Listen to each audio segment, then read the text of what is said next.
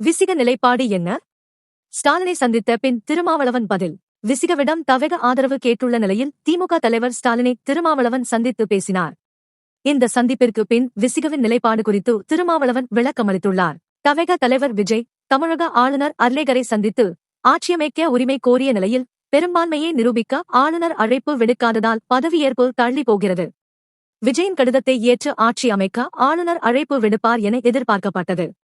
ஆனால் கடிதத்தில் 112 எம்எல்ஏக்களின் விவரம் மட்டுமே இருந்ததால் பெரும்பான்மைக்கு தேவையான 118 எம்எல்ஏக்களின் ஆதரவு குறித்த தகவலை சமர்ப்பிக்குமாறு ஆளுநர் கோரியதாக தகவல் வெளியானது. இதையடுத்து இரண்டாவது முறையாக தவகவின் முக்கிய நிர்வாகிகள் மற்றும் விஜயின் சட்ட வல்லுநர்கள் குழு ஆளுநரை இரண்டாவது முறையாக சந்தித்து விளக்கம் கொடுத்தது.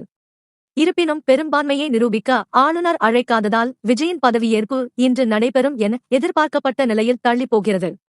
இந்நிலையில் தவக தலைவர் விஜய் ஆட்சி அமைப்பது தொடர்பாக ஆளுநரை இன்று இரண்டாவது முறையாக சந்தித்து 45 நிமிடங்கள் ஆலோசனை நடத்தினார். தவகவிற்கு இன்னும் 6 எம்எல்ஏக்களின் ஆதரவு தேவைப்படும் நிலையில் கம்யூனிஸ்ட் மற்றும் விசிகவிடம் விஜய் ஆதரவு கேட்டுள்ளார். கம்யூனிஸ்ட் மற்றும் விசிக கட்சிகள் தவக பதவியேற்க ஆளுநர் அழைப்பு விடுக்க வேண்டுமென்று தெரிவித்தாலும் இதுவரை நேரடி ஆதரவு தெரிவிக்கவில்லை. இதனிடையே திமுக தலைவர் ஸ்டாலின் தலைமையில் கூட்டணி கட்சிகள் உடன் ஆலோசனை நடத்தப்பட்டது.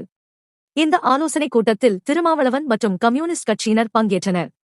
ஆலோசனைக் கூட்டத்திற்கு பின் திருமாவளவன் செய்தியாளர்களை சந்தித்தார். அப்போது பேசிய அவர், மரியாதை நிமித்தமான சந்திப்புதான். தேர்தல் முடிவுகள் குறித்து ஸ்டாலின் உடன் பேசினேன். தவகவிற்கு ஆதரவு தொடர்பாக கட்சியினருடன் ஆலோசித்து நாளை முடிவை அறிவிப்போம் என திருமாவளவன் தெரிவித்தார். மேலும் ஆளுநர் முன்கூட்டியே 118 பேரை காட்டுங்கள் என்பது சட்டப்பூர்வமானது அல்ல என சட்ட வல்லுநர்கள் கூறுகிறார்கள். அவர் ஏன் அப்படி கேட்கிறார் என்று புரியவில்லை. இது பாஜக தமிழ்நாடு அரசியலில் குழப்பத்தை ஏற்படுத்துகிறது என்பதுதான் எனது கருத்து என்றும் தெரிவித்தார்.